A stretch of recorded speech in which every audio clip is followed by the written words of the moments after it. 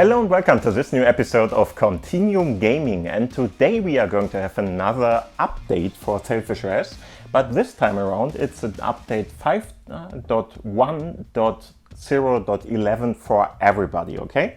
We are now with the first official update for 5.1 in this episode, and I just want to do that with you, talk a little bit about the update, and just to let you know, I am deep in the night today because I'm pre-producing this.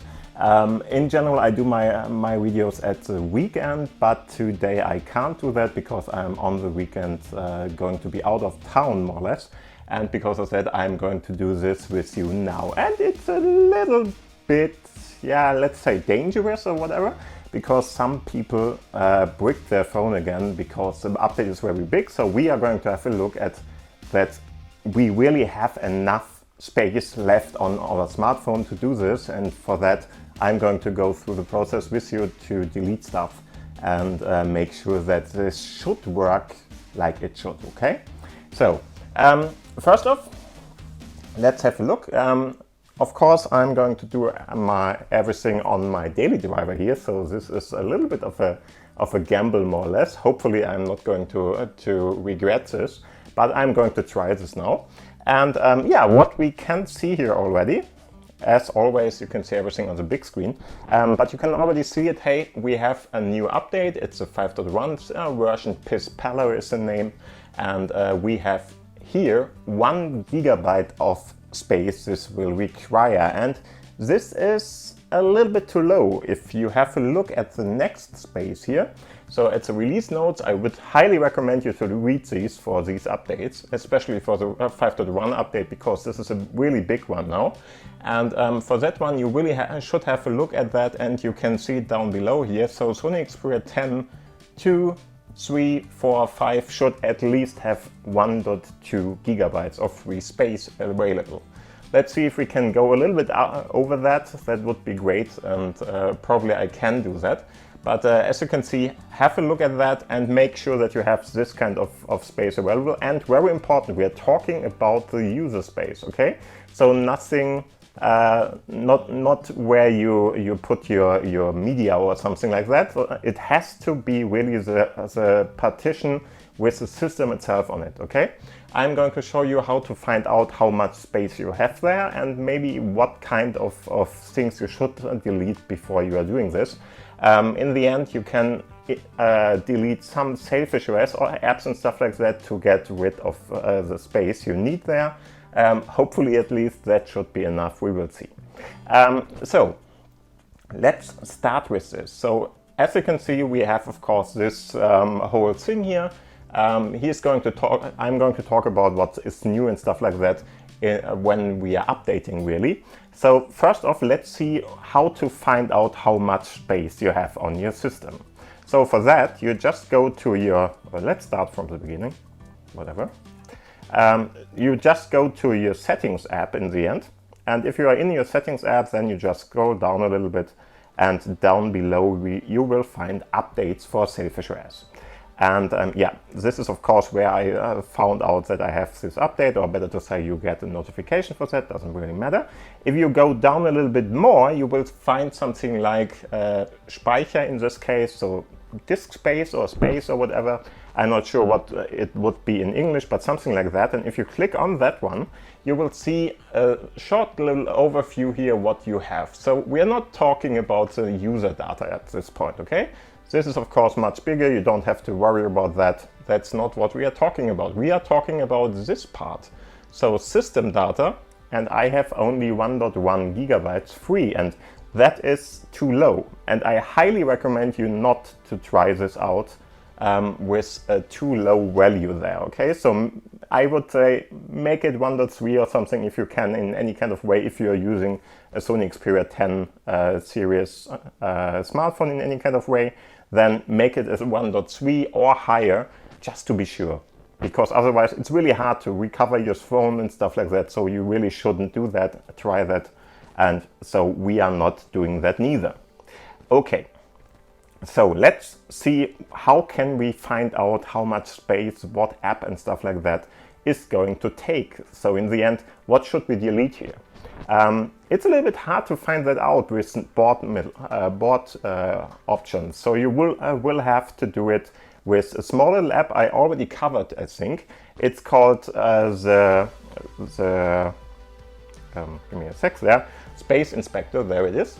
And if you have a look at that, you can find out which kind of apps and stuff like that really take the most space in your system, and you can get rid of them, at least for this kind of update. After the update, you don't need that much more space there. You can still reinstall the app or whatever you deinstalled, because it's really just while the update is running, you need this kind of space. After the update, you may have something like 100 or 150, maybe 200, make it 200, I'm not sure at the moment, MBs of more space you will need for that. But in the end, it should work in the end, and you should have the space left then to go on with this kind of part, okay? So let's have a look at the app. If I go into that, you can already see I'm already in the share folder. So I'm just going to go back. Probably you will start with something like this. And then you really have to just have a look at the different sizes here. Not sure. Yeah, okay. This is the first one you will see. Here you can see Stammverzeichnis, so the root partition, whatever. This one is the one we probably have to work with. And if I go on that, it's going to take a while. He's going to analyze everything, and he's going to tell us what is going on. Sometimes it takes a little, because all the different smaller pages and or smaller files in this will, of course, take it longer. Okay, and as you can see, oh, you can't. Interesting. So now we have an update.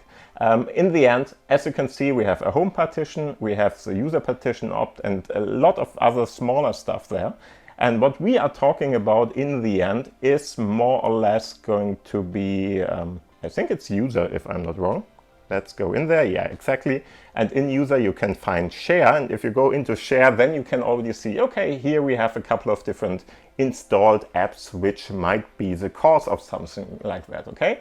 And what you already can see here is Harbor Sailpipe, which is the YouTube client more or less, is taking a lot of space here. So 200 MB, it's not really much, but that is what we will have to get rid of, at least. Maybe even something else. Shazam, for instance, probably will go down the same road for me, and then I should have enough space, I would say, to do this update. So, okay, so we know now that it's Harbor Sailpipe, we will have to delete for the first time. So I'm just going to search for it in my apps list here. You could do it in another way. If you, for instance, have this, this partner space activated, I showed you in the last episode how that is done. Then you can just go up here and you can already search for your apps. And as you can see, if I'm not activating it, give me a sec, that it's there. And let's go over here. And here we go. I can see it, Sailpipe is there. And if we go on that one, we should be able, are we? Oh no, okay, sorry. So in this part, you can't deinstall stuff. Okay, fine. Then we will have to search for it in the normal one here. I know that it's in my streaming app or streaming folder there. And here I'm just going to click on that for a long time and then just click on the X on it. Come on, give me a sec. There we go. And now he's going to deinstall that. Takes a little bit of time. And after that, it's gone. Okay, so second one we saw there is the Shazam app, I think. Let's have a look if that is really the case.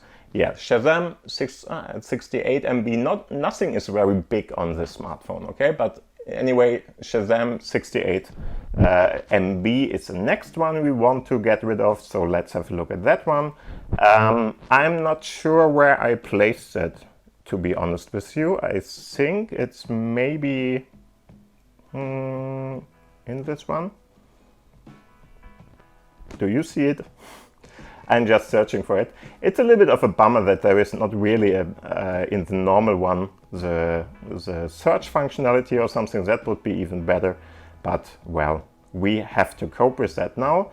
Let's see if we can find it somewhere. It's not in here. No. Just give me a sec.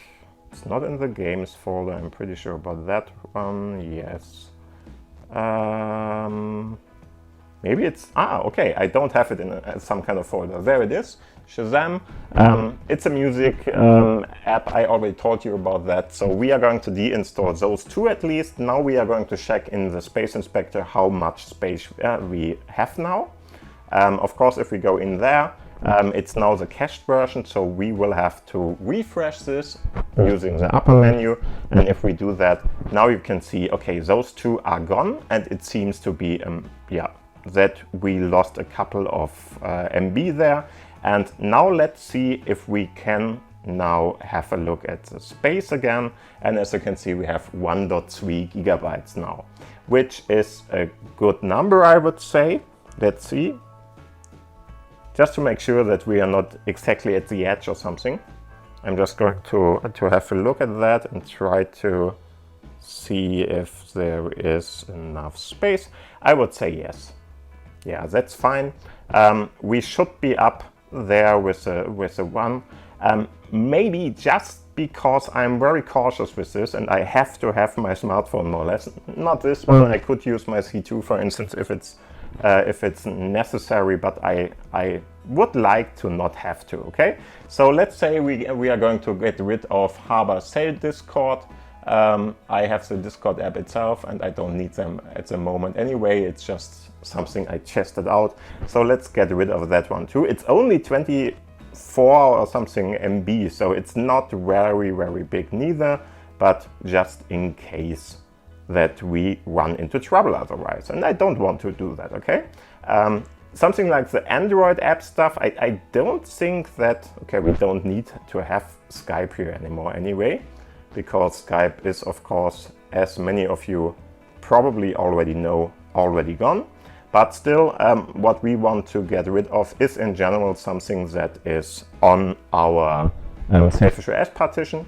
I'm not sure if the Skype app helps us there in any kind of way, but let's get rid of both of them. Doesn't really matter. So let's have a look again. Now this one should be gone if everything is fine. Yeah, seems like it seems to be gone too. So let's have a look here again.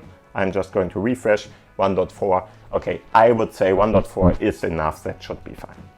Well, and like this, you should do it more or less too, till you have enough space on your system to install what you want to install. And in this case, of course, now we can go back to our update here, and I'm just going to download it now with the upper menu there.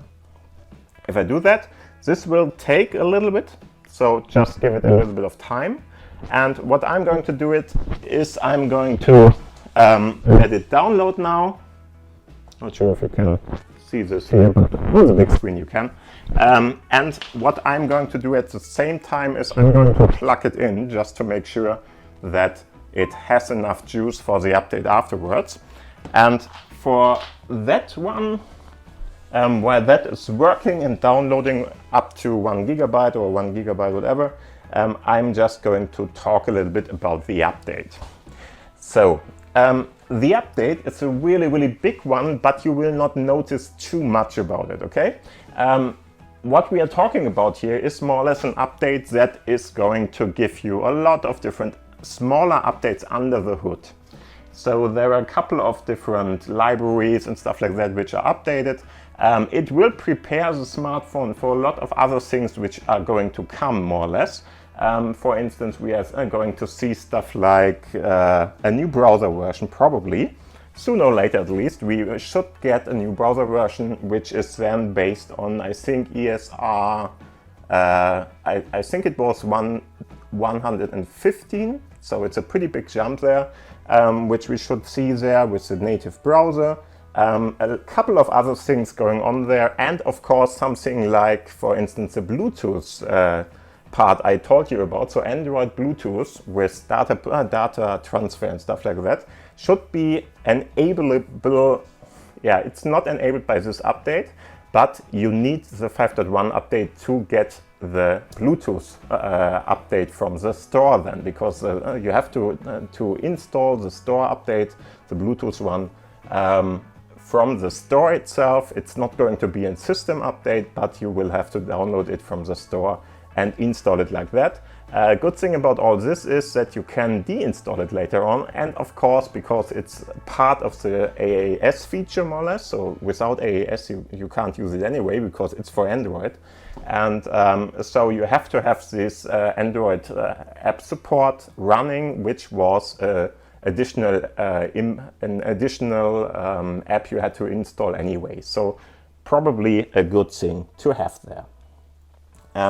As you can see, if you are on the 10.5, then you're not going to get Bluetooth for now, because Bluetooth is, I think, bricking something there. It's not good with this translation they are using there. So they have to work on that, but the 3.3, the 10.3 like I am using and stuff like that should be fine. If I go down here, you see a lot of different things. For instance, VPA 3 support for your Wi-Fi is introduced.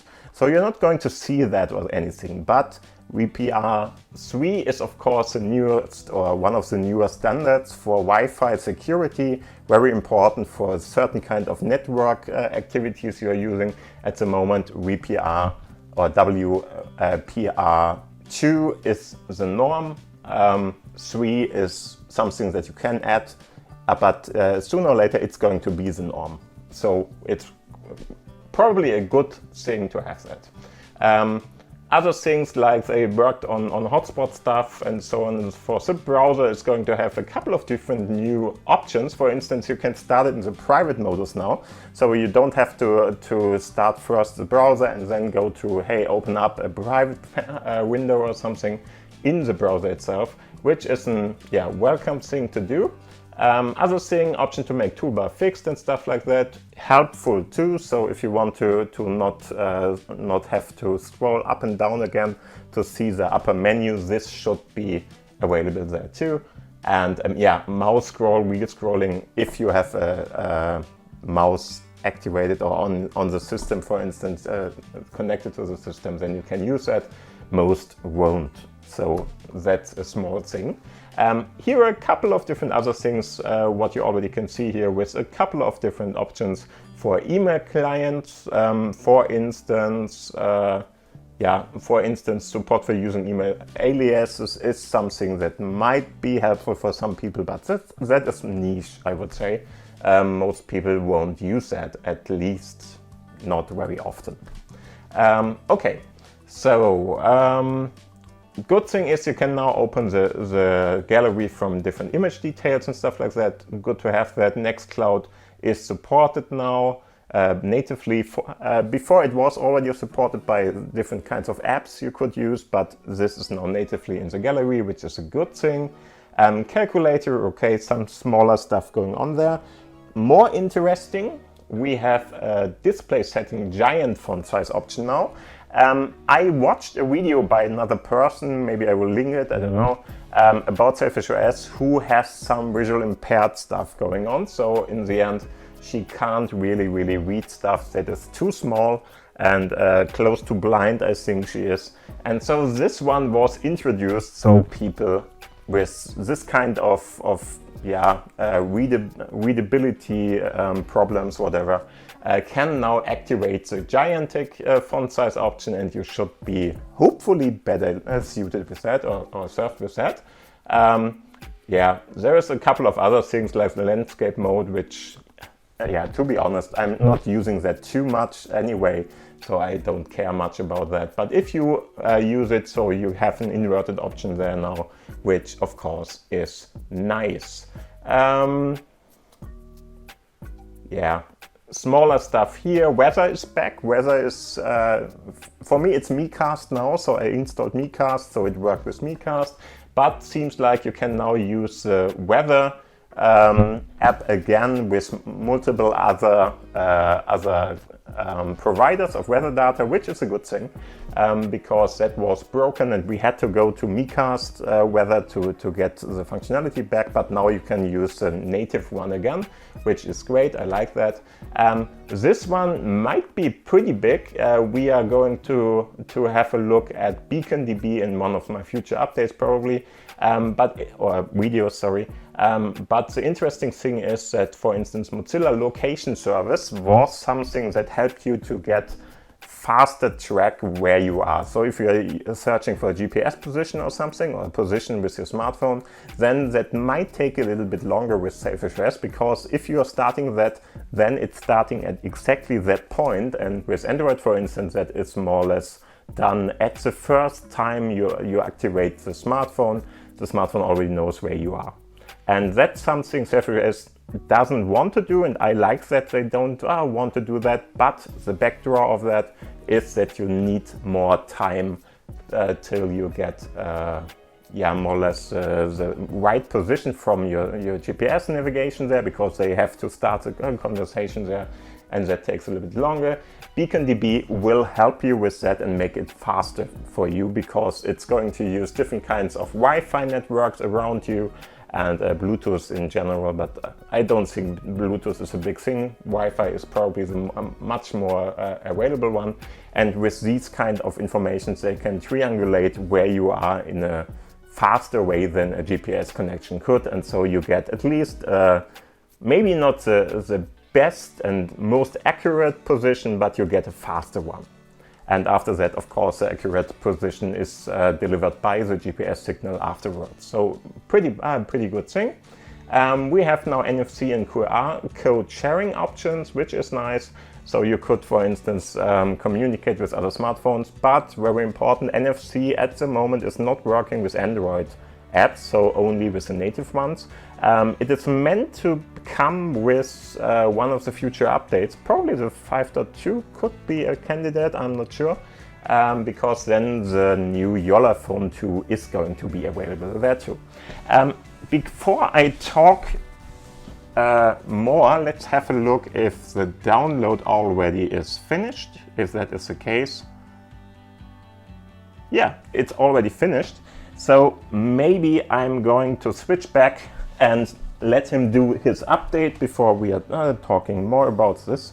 As you can see now, the picture is fully opaque now. We can see it there, and we have the information, hey, your part here is there. The update might take a little, because this is a big one, so make sure that you don't have any kind of phone calls expecting or whatever. So just make sure that you don't need your phone for a couple of minutes, maybe hour, I don't know. At the moment it's pretty late in the evening for me, so in the night more or less. So this is not going to be a problem for me. I'm just going to go and click on install now, and that of course will shut down the smartphone. And with that you will not see anything from my smartphone for a while at this point. I'm going to plug it in. Would recommend you to do that too if you really want to be sure about all the things, and I'm just going to let it do its job. He's going to vibrate a little bit. You will see a couple of LED informations by the default LED there, and of course you should be able to see after a while a progress bar. At the moment he's just restarting, as you can see. And after that you should see a progress bar, very important. Oh yeah, now I will have to put in my passcode again, very important too. And here is the progress bar. This will take a while, so give it its time. Very important, if this is through, so this will, sooner or later you will have a full bar there. It is a known problem for some smartphones, and most of them do suffer from that, as it seems. As you can see, it's starting. You will have to reactivate your smartphone after a while. So you will have a full bar here, and in many times you will have to really hard reset your smartphone to go on there. Of course, don't do that at the moment, and give it really time to really fully fill this. After that, I would wait, let's say 10 minutes or something. And after that, then if really nothing has happened, then you can do this switch and get it to work. No problem with this update, but yeah, it really doesn't matter much as it seems. Just make sure to give it time.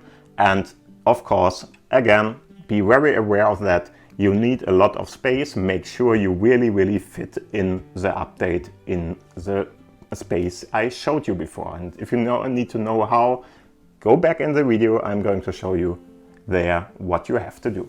Okay, we are just going to lay it at the time or at the side and work with it. Yeah, let's have a look at the different kinds of stuff that are coming down below here. Okay, we have a new security patch update for Android, very important too, I would say. And treat mobile data as Wi-Fi or WLAN. I'm not actually sure what that really does. So of course I understand what it's going to do. So in the end, if an app is, for instance, asking for Wi-Fi and you don't have Wi-Fi at the moment and you want to, let's say, install bigger stuff or whatever, then you might want this. But it seems to be a little bit deeper than that. I'm not aware of what it really is. If you know about that, please put it down in the commentary section there and let us know about all this. I don't at the moment, but whatever. A lot of different bug fixes you are going to see here. As you can see, we have ringtone stuff for voice over LTE calls and stuff like that. Sometimes the Wi-Fi networks you already knew couldn't be forgotten. Probably a good thing to have that too. And of course, a lot of different other things going on here with Wi-Fi. So credentials, for instance, after re-entering, do not refresh and stuff like that. So a pretty big thing if you, for instance, can't forget the Wi-Fi and you really had a problem with entering the password or something that might give you trouble. Now this should be gone. WireGuard, if you're using some kind of a VPN, this seems to be helpful too. And yeah, a lot of other things around about WireGuard, of course, because WireGuard was introduced in the last big update, that it was really introduced into the settings app and you could do it in a very native way. You didn't have to go through any kind of third-party apps and stuff like that. Yeah, now we have media and camera options for the C2. So for instance, you can zoom in a better way by two top icons and stuff like that. Very interesting. We have a timestamp with a better offset for the time zones and stuff like that. That's interesting too. And a couple of other things which should be really helpful. Other video codecs there and sometimes MMS videos yeah, had a problem. I'm not using MMS anymore, but maybe somebody does, or in some kind of country it will work there, and so hopefully that is going to help you. Other things, for instance, there was a backup page update setting which was broken there. I didn't see it, but for some people that seems to be the case, and so it's a good thing that this is updated too. Other things, yeah. Mounting storage device freezes storage settings page for a dozen seconds. Yeah, didn't see that because I didn't do it. So if you did it and this is now fixed, then maybe a good thing. Sometimes calendar multiplying was a thing for Microsoft 365 calendars. I didn't have that because I'm using that, but I didn't have that problem. But sometimes other people did, so a good thing that they got this done. Yeah, launcher web page stuff. That is only something that was happening in a certain kind of scenario. I found another one where it doesn't, but now I don't have to show you the workaround anymore because they fixed this, hopefully, so this is a good thing. It's only for the websites you are going to pin to your start page or to your launcher in the end, and now this should be easier and better for you to do.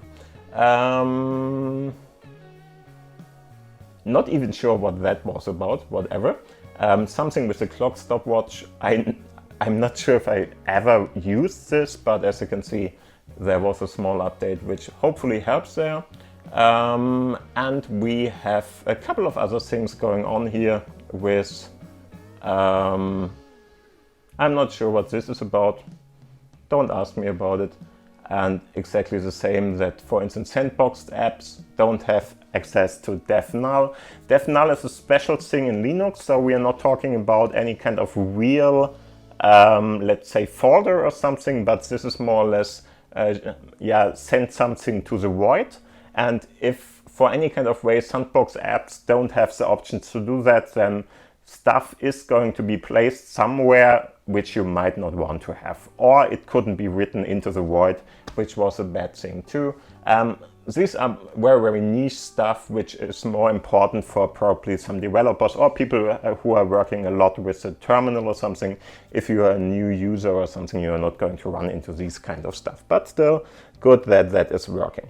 Here you can see what we are talking about with all the different kinds of updates, and a couple of them are pretty far away, or the version update was a really big one, the step was a big one. So this is something that was very important for the developers. Because of that, Jolla provided to the developers the EA channel and other stuff beforehand, and gave them time to more or less accustom to the different new versions here. Really important, otherwise you would have a couple of apps which wouldn't work anymore, or in a much worse way. And because they did that, I really like that they did that there. As you can see, we have a couple of really used apps and stuff like that, with a lot of different pretty large jumps. For instance, if you have a look at that GDB version 12 to 16, so four major version updates there, 3 major versions updates there, and so on and so forth. A lot of updates which really bring this system a lot closer to the current versions. Same, for instance, this is a very important one, a good one already, but very high update part there from OpenSSL 1.1.1 to Wii, very important, and to the version 3.5.6, pretty big jump there too.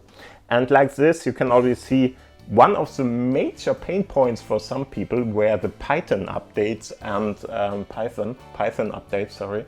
And so this is a good thing that they gave us the opportunity to test it beforehand. If you want to have a look at this and have a look at everything here, you can of course download this and just look at that. I'm going to provide all the links down below into the commentary section or into the video description, of course.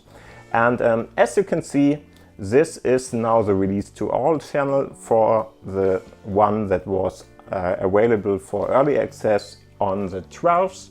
It's now available from the 16th on, and for everybody, and that's a great thing to have. Let's have a look at the results. So very important, again, as I mentioned before, make sure you have enough space and stuff like that, otherwise you are going to be this person here, okay? So make sure you have enough space before you update. So no issues and small issues, but could handle them. Probably this is going to be the stuff that you really have to more or less force update or force restart the smartphone at the end. I can already see that the bar is through, so we will have to do that later on too. We'll do that in 1 or 2 minutes, don't know. And as you can see, so make sure that you really get everything done here and that you have enough space, otherwise you're going to run into problems. There is a lot of different things down below. As you can see, this topic has 509 answers already.